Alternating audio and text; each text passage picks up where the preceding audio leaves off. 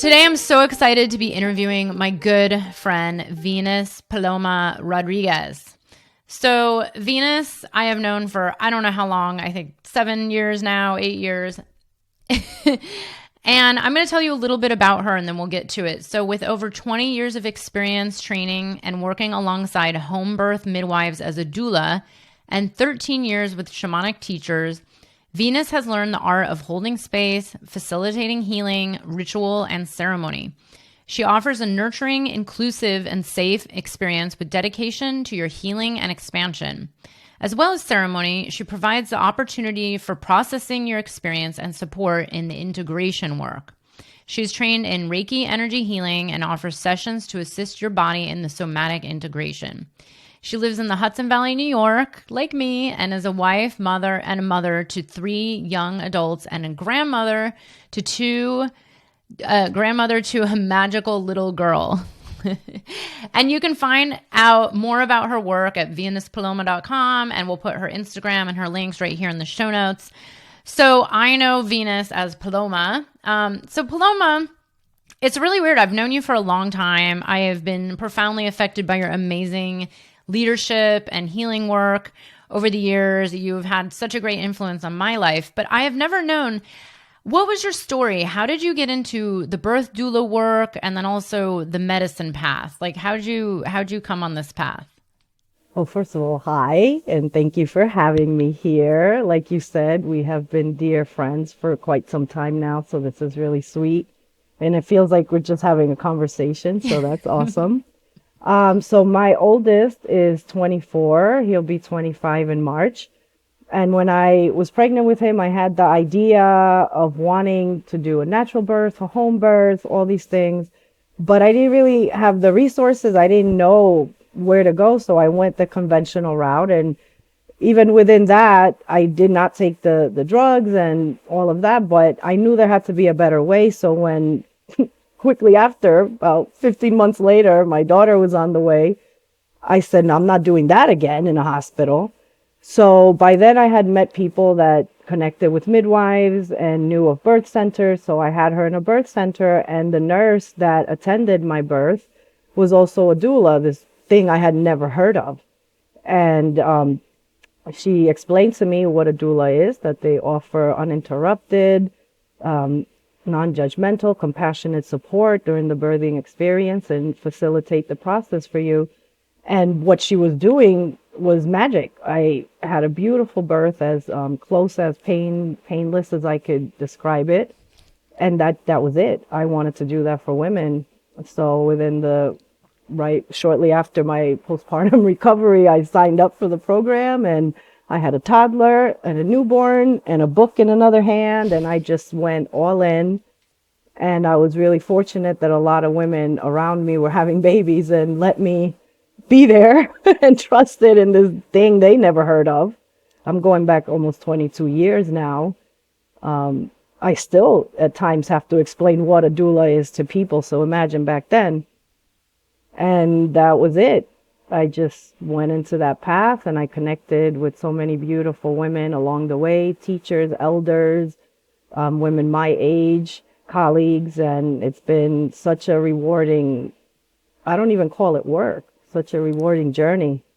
And like for me, I knew that I was really in alignment with what I was supposed to do, because it just never, even at 3 a.m., you get called in the dead of winter, exhausted, and you still are excited. You're tired, don't get me wrong. After years, you're like, all right, the excitement, it's a little different. Your body feels it different. But nonetheless, that sense of, you did something that really mattered today when you went out there to work and serve. So with that kind of lifestyle, I was already, going to women's circles with these midwives and connecting with spirit in that way, and really connecting myself as a woman, as a mother, to that earth-based life, the way I've raised my family. And by the time I had my third child, I realized there's no debate, I'm going to have a home birth.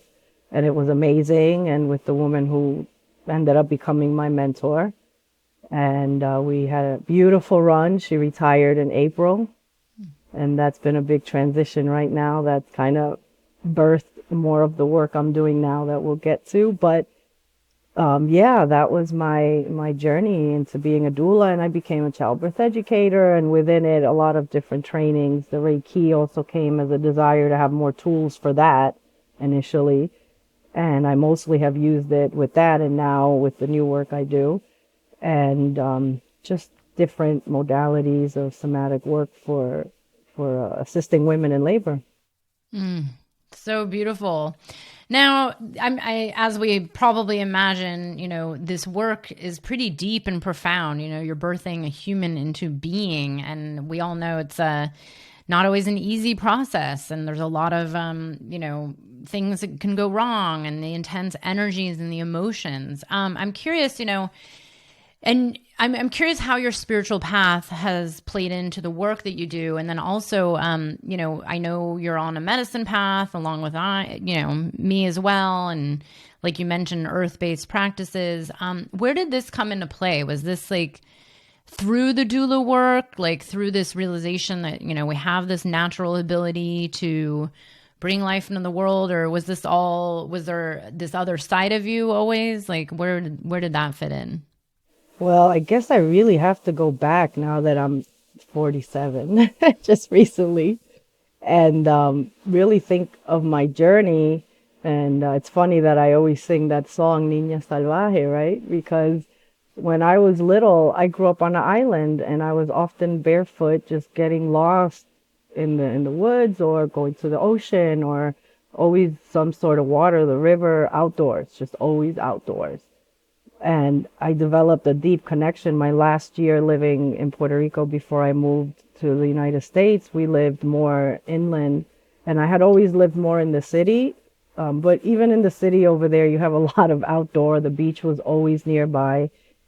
And I spent a lot of time in the woods by myself. So when I sing that song, it's like that time of my life is what I'm feeling. That I would go with my dog. I had a beautiful boxer. And there was a creek within the woods of this bamboo forest, and I would build forts, and I just loved being there by myself, and I was never scared. I had my protector. And then as a young woman, I had the misfortune of having my father pass away when he was young and I was young. I was 20, he was 44.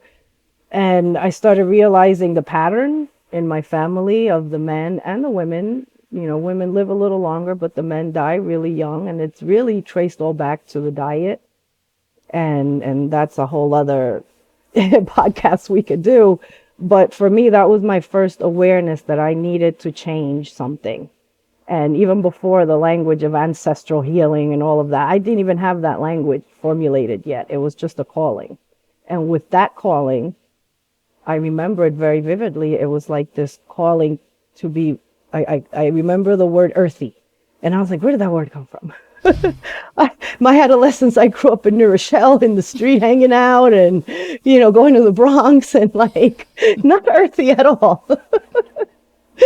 So it was this calling, and I leaned into it once this happened with my father, and it started with my eating. And I started connecting with the earth more with, the process of giving up animal products and from vegetarian to vegan, and swinging back now to a balance that I'm comfortable with as a vegetarian. And that was the first thing. And then my hair, the journey with my hair. Actually, the hair came first, because that was a whole journey of self-acceptance, being I would say triracial person, indigenous, African, and some European, as all Puerto Ricans have some degree of that, and the inner stuff that happens with the colorism and all of that. And my hair was a big symbol of that. So I just let it be, again, niña salvaje, wild child. Just do what you're going to do and accept. Just accepting myself, getting back to myself, which, in my understanding and my belief, is back to nature. And also that name was given to me, and as you know, my husband calls me nature, and a lot of my friends from long back ago. And so it's just been a journey, one step to the next. And then, so with the tragedy of my father, my brother, who was 14 at the time, really struggled because he lived with him in Puerto Rico. He was in his everyday life very involved. And he was at that real crucial age as a young man. So he had a lot of difficulty adjusting, and I was traveling a lot to be with him, trying to possibly even move there to be with him. And I did not stay. I came back. But he connected with someone who was doing this plant medicine we never heard of. What is this word I never heard of, right?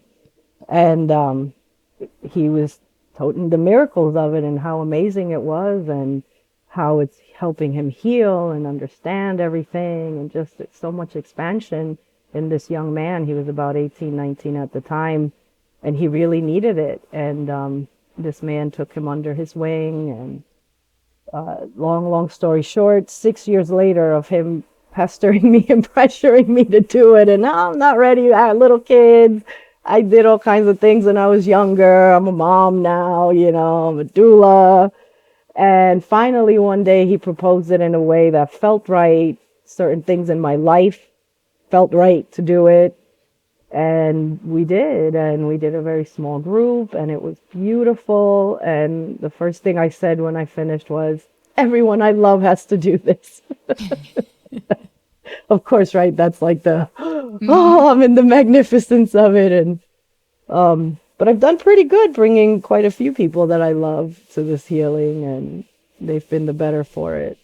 Oh my God, I love this story. I haven't heard the whole thing. Now I'm curious, was cannabis already part of your life? Because actually, Paloma and I have somewhat similar backgrounds, partying in the city and going to the clubs and dancing. And of course, there were like recreational drugs back then. And, cannabis was always part of my life when I was younger. And it was just kind of part of everyday life, it seemed, for a lot of people. And back then they used to call it like this gateway drug. But it's interesting now how it's this medicine. And I knew the day would come where it was legalized, or at least almost fully legalized. But I'm curious, like, how cannabis played a part in this connection to the other medicine, and did it, and where did that come into play?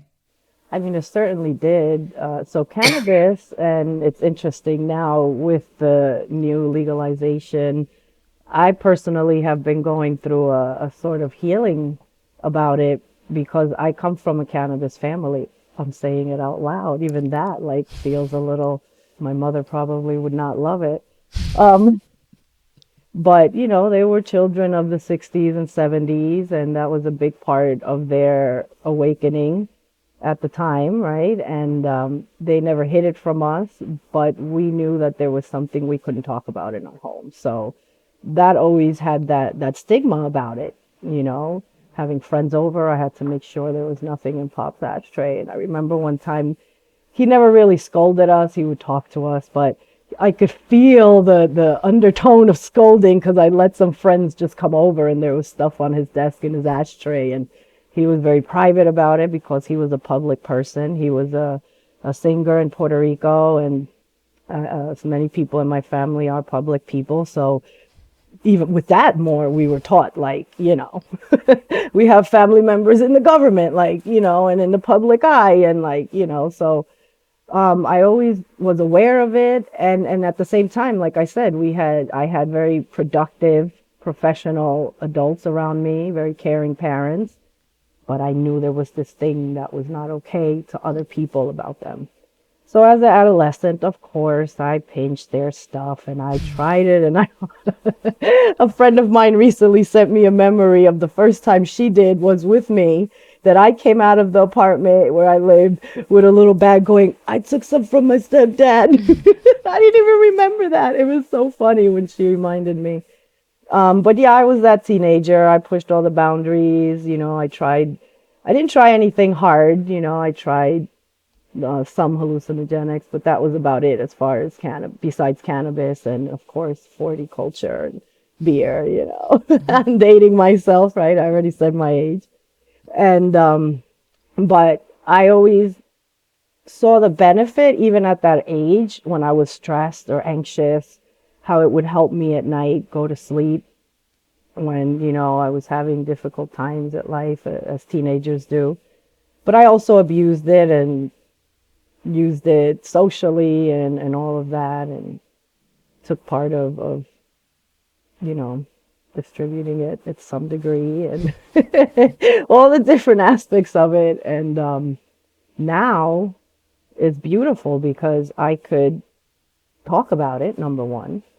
And I left another big part of my experience is that in my young adult life, when I was in Puerto Rico during that time, checking in on my brother a lot, there was a big surgence of Rastafarian culture in Puerto Rico, which was kind of odd. Out of nowhere, all these Rastas are walking around San Juan, and a lot of them were musicians, so there was a big explosion of live reggae music everywhere. So with that, it formed a community, and I would sit with some of the elders, and I spent a lot of time with them. I even stayed in their house for a bit, just as part of my experience of, young adult leaving home. Let me try this out.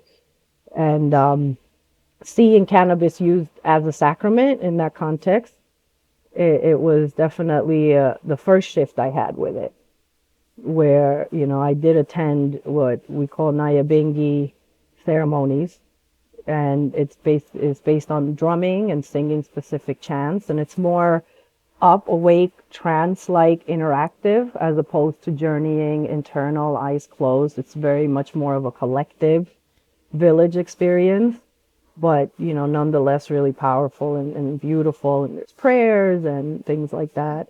Big bonfire, a lot of music. And that was really the first introduction of seeing plants used in any kind of sacramental context.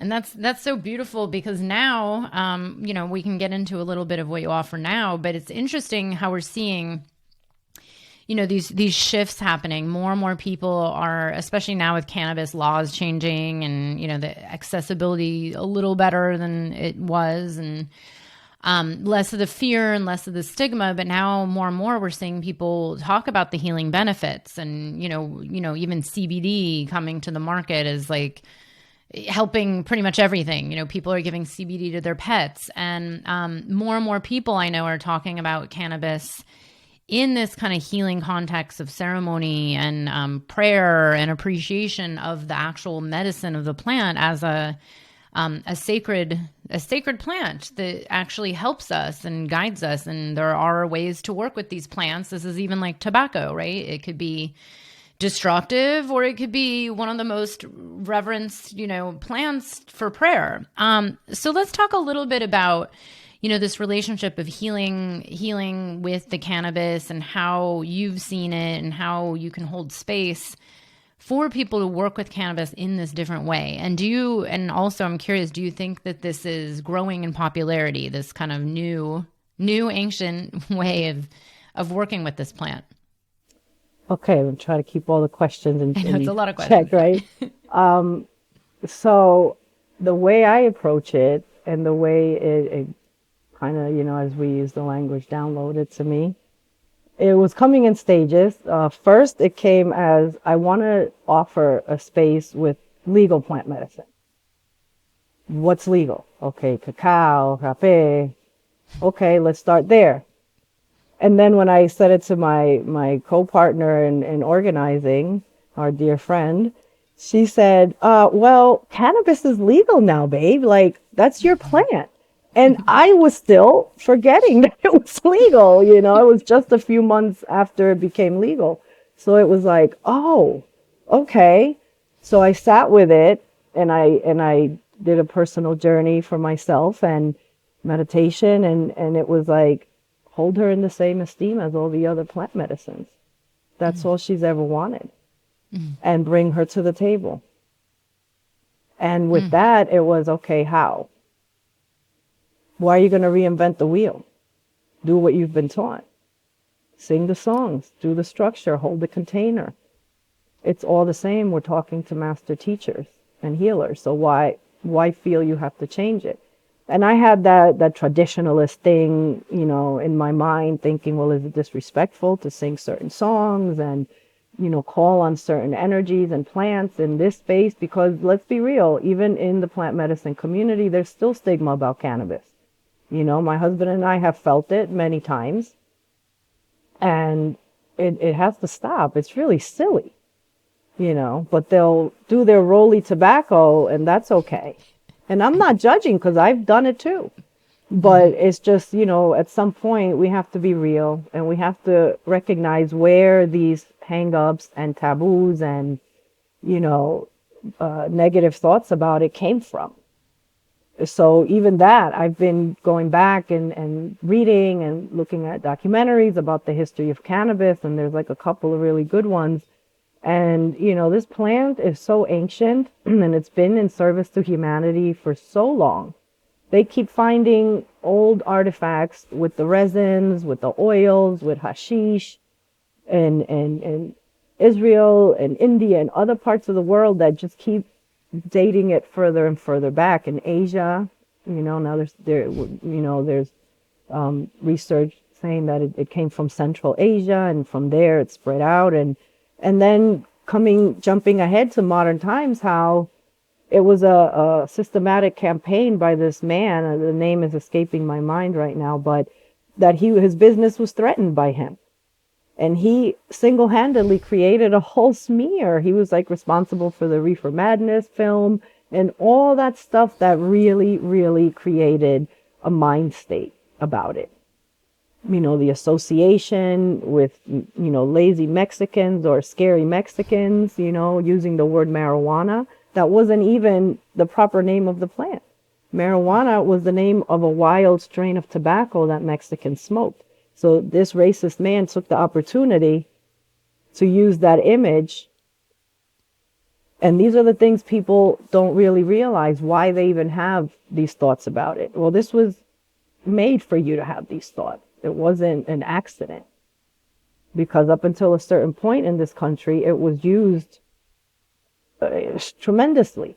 And even the founding fathers were, writing on it. There's evidence that they may have been smoking while they wrote all these important documents. And even when they first got here, the Queen had decreed that everyone had to grow hemp to send it back. So we've had a relationship with this plant, in India and Asia and Africa. It got brought to the Caribbean. It's not going anywhere. And she keeps showing us that from root to tip, I'm here to serve you. Every part of me can sustain humanity. Right? So how could we not respect her and bring her to her rightful place? And as someone that lived her life hiding her in protectiveness, it feels so beautiful to talk this freely about it. Yeah. And not just beautiful, but this is the kind of knowledge. I mean, we've heard this over and over and over with everything, right? Even tobacco, it's the same history. It's like this. Unfortunately, this is a whole entire podcast I want to do, but it's like the colonialistic attitude of, just money and power and suppressing and repressing, and, and it's happened with everything. I mean, I've even had conversations with people about alcohol and how that, came to be what it is now, and how it's been so, out of power, abused, when it could actually be used in a sacred way. And it's the same thing with all these beautiful plants. And I do believe these conversations are becoming so important to change our perspective, because we've all been programmed completely wrong. I mean, it's even, a lot of us are still feeling that, like, oh, well, I'm scared to tell these people, or what if so-and-so finds out, even though there's a reality, which is a lot of people work with these plants and, and then work with them in other realms for healing and growth and, spiritual reasons, and for, quote, positive intentions. So I think sharing this history and sharing like the truth about it is really important. And like you said, like healing the relationship we've had in so many ways. Even tobacco, I've talked to other people about, maybe there wouldn't be a tobacco problem on such a large scale if we all learned about the history of how it's been used in a sacred way, and we developed a new relationship to these plants. So let's talk about this a little. You mentioned something important about you being triracial. and the history. So one thing I want to recognize Paloma for is I've been on the medicine path for a really long time, and I had this part of me that did not want to go backwards. Like I was only future oriented. Because of my own internal traumas, I did not want to look into family or ancestry or history. Like I just used to have the mindset that the past is over and it doesn't matter. And then when I started hanging out with Paloma and our co-organizer friend, and they would talk about, ancestry and past lives and family. And, Paloma has this amazing, beautiful, big family of, many, and I have this family. It's like very small and half of them aren't even here anymore. And it's just, I think of her as a teacher in this work of the ancestors and really understanding our lineage and bringing it back into this conversation of, how are our ancestors helping us now, and how is our lineage important, and how does this play a bigger part into the world that we're creating now? And also having conversations around like our triracial background and how to bring this healing to our different family lineages and our cultural and, historical lineages. So let's talk a little bit about this work that you do and how you bring it into your healing and you've run a lot of retreats over the years. You bring communities together. How is this what's coming up for you lately? And like, how is this playing a part, and where do you think this is all headed? Well, it plays a major part the more and more I do this work. And like, as you know, my latest project, the name came to me to call it Reclaiming Our Medicine, because we lost all of that. And I say we as indigenous people, because that's what, these medicines that are like in vogue right now, our origins are from our places. But in general, we all have to reclaim our medicine, excuse me, because we all come from some indigenous ancestry. We all go far back enough. And it was really clear to me that you can't do this work without doing that. You can't have one without the other, because whether you're acknowledging it, like you said, oh, the past already passed, I'm just looking at the future, it's inside of you. It's who you are. And now science is catching up with the studies of epigenetics and Bruce Lipton and all that amazing stuff that basically our ancestors already knew. And that's why these traditions of ancestor veneration were so central to Earth-based people, First Nations people, because that was our culture, was our spirituality was our culture. There was no separation. So with that, it was really based mainly on ancestor, nature, and creator veneration. And that was our trinity, right? Most indigenous peoples. And then with indigenous, I also include African, because we tend to separate African when we talk about indigenous, right? So for me in my journey, having grown up on the island and being very aware of what my racial makeup is, even in school, they would teach us this is what a Puerto Rican is. An indigenous, a Spaniard, and an African. But I actually appreciate that, because we did have more than the United States school system in terms of talking about that part of our history. Maybe because we're small and I don't know why the difference was, but for me, coming here, I felt like it was more of an acknowledged part of our ancestry in that part than here in the education. So coming here, adolescence, you disconnect with all that, and I did gravitate more toward the hip hop culture. So it was comfortable for me being among all people of color. And coming here when, there wasn't that much diversity, even where I grew up with, there was some, but not as much as there is now in New Rochelle and Westchester. And certainly, when I came up to Rockland, now it's a lot more too. But going into these spaces at first, we know what the spaces are like. They're predominantly white. And, I had the fortune of working with indigenous teachers. I don't know if I would have done this with a white person at that time, because where I was coming from in my growth and my development, like I shared, I was learning Rasta ideology and way of life. So it was like a real hardcore education in my blackness. And it was really important for me at that time, because being light skinned, but feeling this way from the inside out, for me to fully integrate that, it was a really important part of my journey. So although it was uncomfortable at first, and for my husband too, because we didn't really hang out in majority white spaces before coming into these communities.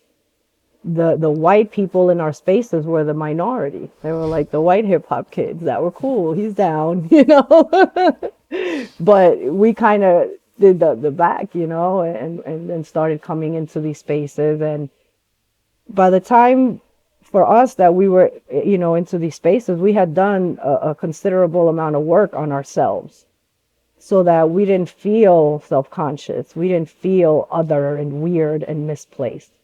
I walk anywhere and I'm like, I'm here. Puerto Rico in the house, like I'm here. I'm not trying to be anything else. You know me. I'm not trying to fit in. I fit in wherever I go. But that's because I did a certain amount of work beforehand. But I understand, and I'm not saying people haven't done work that still feel uncomfortable. I'm just saying that's my journey. But I do understand, and that's why it's important for me to create inclusive spaces and safe spaces. And everyone that's come to my events knows that there is diversity. And the thing is that if it's not in your real world, it's going to be contrived. So people are coming from my real world. I'm not trying to be like, oh, now I'm here, community. Even with my birth work, I used to work with all these networks, and I would be on the phone with my husband before Waze, and I'm lost. Oh wait, I'm coming into the hood. I'm near the clinic. I'm close. And you know what? I felt a certain pride that the networks knew that I felt comfortable, and I was relatable to everybody, because I would go from there to fancy clinics teaching doctors in Midtown.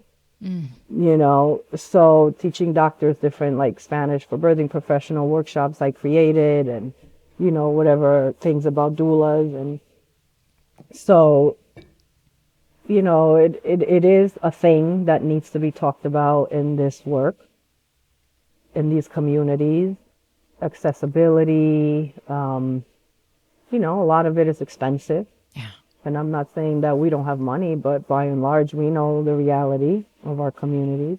And so with the last retreat I did, that was all for women of color, I did receive funding from an amazing network that I'm a part of, and other friends that have businesses donated gifts. And it was just such a beautiful outpouring. People donated funds for a young woman that, really benefited from the healing single mother, that something happened in her life that made it so that she couldn't come. And so it's been a beautiful journey being more outspoken about that. Just not because I wasn't before, just because we weren't talking about these things before. But within my world, I've always been outspoken about it. And so with the Reclaiming Our Medicine, I'm creating that space for women of color, but the expansive vision of it is for all of us to, at some point, the kumbaya moment, right? That everyone, that's the point of why we're doing this: unity, coming together, oneness, healing, so that we can, and then become a cooperative community in the bigger sense. Yeah, I'd like to ask a little bit about this. It's interesting. So because of the work I've done, I've always been very aware. Actually, when I went to create my very first summit about 6 years ago, I remember someone saying to me, summits are all white, I'm not doing them. And I was like, wow, she's right. All these coaches have like these white summits. So I was and I was raised, I was raised in the Bay Area in California. And actually, the high school I went to was majority non-white, just because for some reason the area I was in. So I've just always had this kind of different perception of like, I've always been surrounded by, multiple, like not just black, white, but like diversity, like Indian, Asian, Mexican, different Latin American, black. And then, it's interesting. One of my other experiences was, we've co-organized the former No Goddess Left Behind retreat with our friend Janie. And I remember that becoming an issue as well, is like, how do we make this retreat more diverse? And what's funny is, us being in the New York area, our retreat was actually considered quite diverse in the large scheme of things compared to everything else that most of us do. And it's interesting, even our medicine circles have been very diverse, but there's still this awareness that it is majority white. And when you leave the New York area, or you leave, I don't know, I'm trying to think, like I haven't really been to many places that are as diverse as the New York area. Then you go to these circles, ceremonies, women's retreats, yoga centers, and they are pure white. And I'm wondering, like, what is the disconnect? Because I've interviewed people over the years about this. Like, we know that there's an interest in healing with psychedelics and plant medicines in non-white communities and BIPOC communities. But what do you think it is? Like, is it something about the comfort, or is it the accessibility with the price? Because I agree, like the price is high. It always has been. It still is. And if it's actually higher these days since COVID with most circles I know. But what do you think it is? And what do you think the future lies to integrate these communities and make them more accessible to everybody? Well, I think there's a couple of factors, right? The financial, right? We said that already. And there is something about wanting to do healing with faces like ours, for us, by us. And I say we, because there's still parts of me that it rears its head. We are still healing from colonialism, right? And sometimes it is touchy to be with the great-great-great-grandchildren, albeit not responsible in that way. But when we're aware that racism is very real, and I'm sure, as you saw when Black Lives Matter, how polarizing it was even within our own community that we think is so enlightened, right? So we know that exists. We feel it in our bones. So to go into these spaces, we feel the ickiness of the appropriation. We feel the ickiness of the non-credit giving and non-real giving back to community and giving back to the sources of these practices. So it becomes your benefit to glorify yourself, and you become the internet guru about it. And you're not really even going into our communities because it matters to you. You don't clearly have Black people or brown or Asian people in your life, so it's not represented here. So it does create a disconnect. I have had people come to my circles, people non-white, and tell me, it was so good to see you and your husband's face here as the leadership and the other people you bring. And even the white people I bring are very vetted, and they're cool like you, I'm not letting no weirdos. I sniff that vibe out real quick, and they're not getting in the door, because there's an energy that I'm trying to create, even if there's 4 of us. And that my helper team, I have a Colombian man, I have a Dominican man, I have my husband, me. So it does matter to see ourselves there, even if it's a few of us, especially involved in the leadership, and know that there is some thread of authenticity to the source of this. Because we've been robbed of so much, and to see someone else, and this is purely all coming from the pain body, and I could recognize it, but to see others flourishing in that, because of the privilege that is still being bestowed by the system that's been put in that structure to maintain that, and you call yourself a light worker and you're not actively doing anything to dismantle it, I'm calling all of you out. All of you. Yes. That's it. We want to have this revolution of psychedelics and mental health and everything, but there is such an insidious sickness on the underlying fabric of this culture that is very much bypassed in this medicine world. And giving back, like this has actually been a topic that's come up a lot, is like, where's the sacred reciprocity too? Is like the topics, the education, the inclusion, and then also like, especially with the plant medicines it's themselves, this, again, this is a lot of fear of a lot of people. It's come up so much in this podcast and every summit interview I've had around how do we as psychedelics grow, and there's now investors getting into it and money being thrown at it and venture capital. It's like, where do we actually bring this reciprocity and right relationship back to the actual medicine and the communities that hold this medicine, and not go into another version of colonialism when it comes to, I don't know, psilocybin or anything else, which that's why you're here. And this is why we're talking about it, because the more, this actually came up with one of my clients who's working with an organization, and who I said, I'm like, if they don't have this built into their business model, they're actually going to fail. That's the world that I live in, especially if it's, in this psychedelics plant medicine space. If you don't have the right relationship and the reciprocity and the inclusion and the accessibility built into your model, your new business model, to me, the business actually has no future. And I do believe this world, because there's a lot of people that talk about cannabis and how there was a lot that maybe went wrong and how fast that grew. And I don't actually know that much about the cannabis industry, but there has been a lot of talk about, okay, now with psychedelics, how do we get all this right? Because if we don't get it right, this is just going to destroy the planet like everything else. And it's not going to be having the healing potential and the unity. Like you said, it's like these plant medicines teach us these lessons, and now we actually have to implement them. It's not just like, okay, let's use these to, feel better and that's it and move on. It's like, no, there's something much deeper here, which is why we need to be talking about this and why your voice needs to be heard. Yeah, this is just what's coming up for me as you're saying all this, is that, they want to monetize and make money, and the venture capitalists are getting their hands in there and figuring out how, right?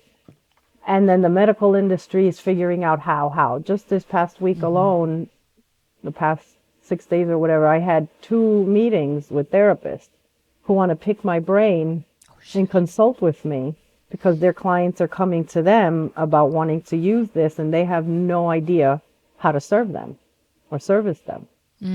So their person somehow through connections led them to me, and I sat with them. And this is the thing, they have to, us medicine keepers have to keep doing this. We got to keep sticking our nose in this stuff, because it's going to keep getting distorted and bastardized and pulled away from its source, as we know is what happens, like happened to our dear grandfather Tabaco.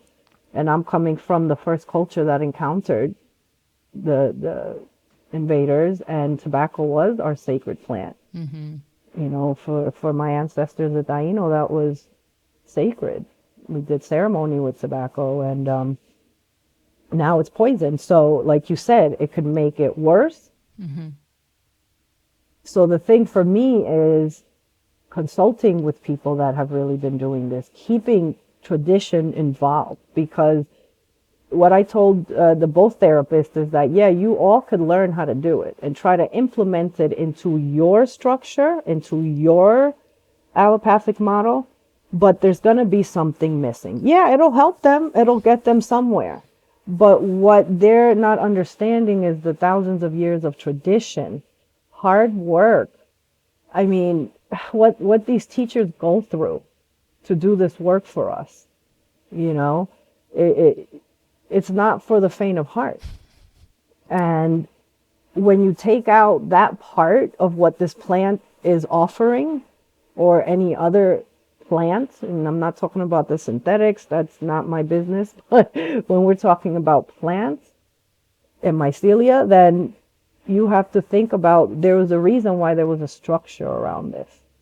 And the structure was based around a society that supported doing this when they left this experience.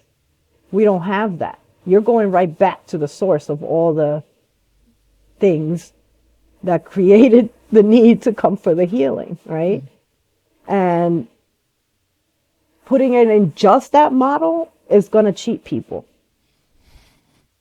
But then I also fear, are they going to create certification programs and licensings for healers and curanderas, curanderos, shamans, that's a reality of this system. That's what they did to midwifery. And now you got to jump hoops and spend all this money to become a legal midwife in New York, so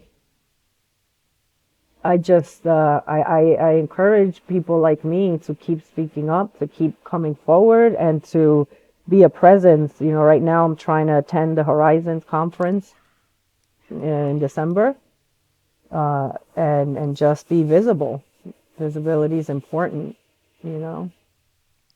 Yeah, I'm so glad you brought this up. It's funny that actually has come up before, this whole is it going to be regulated, or they're going to be now licensing? I mean, the reality is I do believe there's always going to be a need for, the underground. I know someone who delivered their own baby at their home, husband and wife, no one else there, because they've even talked about this with, with herbalism, cracking down on who can prescribe herbs. I'm really, but this is why these conversations are so important. It's about taking your own healing into your own hands and not getting caught up in that system, and being a voice of leadership, which is what you're doing, and having these kind of uncomfortable conversations, especially with these bigger organizations that are having money thrown at them, and then are just trying, like you said, if you don't have the proper community and integration and support, and then you're just going to go right back into the system. And it's what's the point of all this if we're not really going to make massive change on our, within ourselves, and then as a whole, and as a collective, which, I do believe there's more and more of these conversations happening than the others. And so that's where I keep having faith in, well, pretty much every psychedelic leader that I know is having these conversations and putting money and their power, the David Bronners of the world and the Rick Doblins and the Paul Stamets are using their influence and their power and their money to actually make this create the larger vision for the world that we all want to see, for the actual healing. So thankfully, I believe these are going in the right direction. But yes, being a voice, showing up to the conferences, being here on podcasts, getting your voice out there is so important. Paloma, I want to ask you one more thing, and I might have to bring you on for a whole entire other episode about this.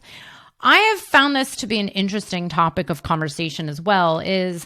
So I've known Paloma a long time, and since day one, I have told her and her husband, you guys should be parent coaches, because you have raised, you have this family, children, then you have this large extended family, and you've been working with different medicines, various medicines, and holding yourself and, your spiritual practices in really high regard, and integrating all of this into your family structure, and having open conversations with your children and relatives. And, we all know, there's relatives in your family that are involved in this work.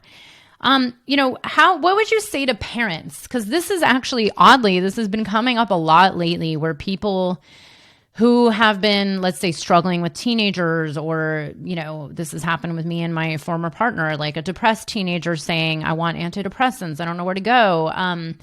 Or people who have young children who are on the medicine path, who maybe want to, bring their children into the ceremony at a certain age. What do you say about, parenting and sacred plant medicines? Because the reality is, let's be honest here, most kids and teenagers eventually go smoke their own cannabis anyways, probably will go do some psilocybin recreationally, and then so on and so on. But what about your path of how you've made this intentional in your family with your children and in this structure?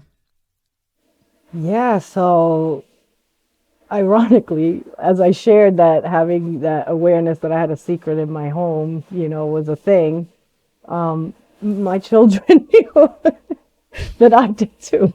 But in the way I explained it to them, yes, there's the legality, but even then I didn't have the phrase reclaiming our medicine, but I explained to them that these were practices that our people did. That was within our culture that we were kept from doing. and that I wasn't doing anything wrong. And as they kept seeing more and more people in our world, friends, siblings, cousins, even my elder uncle, rest in peace, worked with us a few times before he departed this earth. And that it just seeming like such a normal part of life, and how this is not, they're not doing drugs, they're going to ceremony. And the teacher staying in my home and then meeting him and, seeing him as a real person that does this work. And I never really took them with me because I just, there's adult space and there's children's spaces.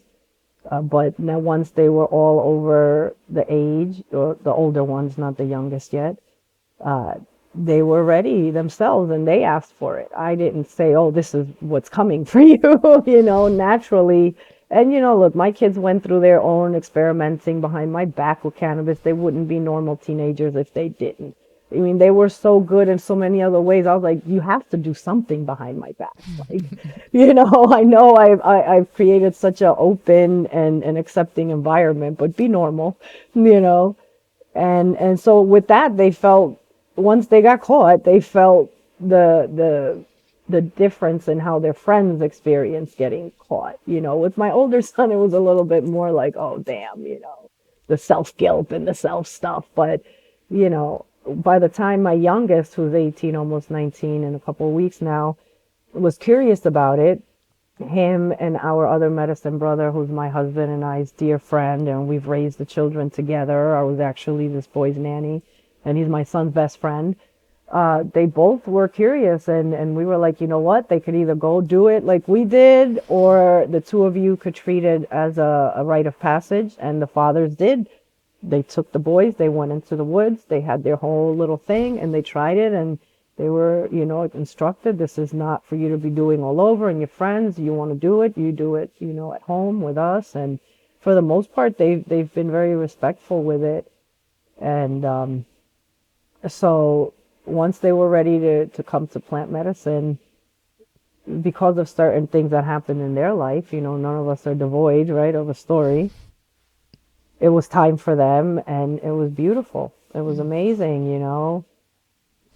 It showed the fact that they were growing up with this as a normalcy, hearing about states, hearing about things. Because I would share with them once they were a little bit older about certain things I learned, especially if it pertained to them. And it definitely helped me be a much more grounded parent, reminding me that I have been an adolescent, but they've never been an adult. So I have to tap back into that and be patient with them and connect with them in that way, and not expect them to come to my world, which I think happens with a lot of parents, And I'll say this, kids know what's real. Kids know what's BS. And I've always done my best to be real with my kids about who I am, and be genuine. And now that they're young adults, the relationship I have, it shows me. And my older son is a father, and I see what an amazing dad, and so involved.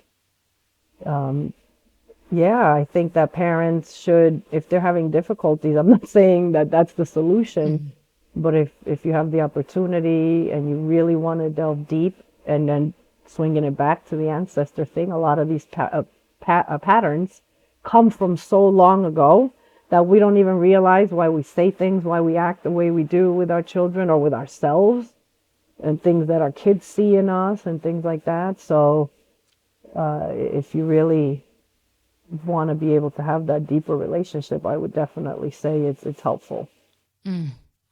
So good. Thank you so much for sharing that. I think it's just important to bring this up and, have other parents feel okay. Like, oh, maybe I should start talking about it. Because I've even had clients say, well, my kids don't know, my wife doesn't know, no one knows. And I'm like, well, wait, like if this has had such a profound effect on you, eventually maybe it's a good idea to open up. I mean, at 11, I didn't talk to them about it. But at 17, I would be real with them. Don't go out there looking for some experience and take some drug you don't know, some pill, because my kids' generation is the Xanax and, oh my God, all that crap, synthetic stuff. And I told them, you just wait till you're over a certain age and you will have the no pun intended, all pun intended, mother of all experiences. And you don't have to be unsafe in a sketchy place with sketchy people, like a lot of us did. Yeah. Especially now with fentanyl, in everything. It's not worth it. It's better. That's why I'm like, it's really better to have these open, candid conversations for harm reduction. Paloma, before we part ways, I want people to know a little bit more about what you have coming up, where they can find you. I know your links will be right here in the show notes. But yeah, what are you up to and where can people follow you? Oh, so right now I am decompressing from 2 weeks of doing gatherings, but I have a little bit of a break, and then in February I have scheduled a co-ed cannabis ceremony, and we'll be, introducing that to co-ed, all-inclusive group. I did one this past Saturday in a legal state in Massachusetts, and it was amazing.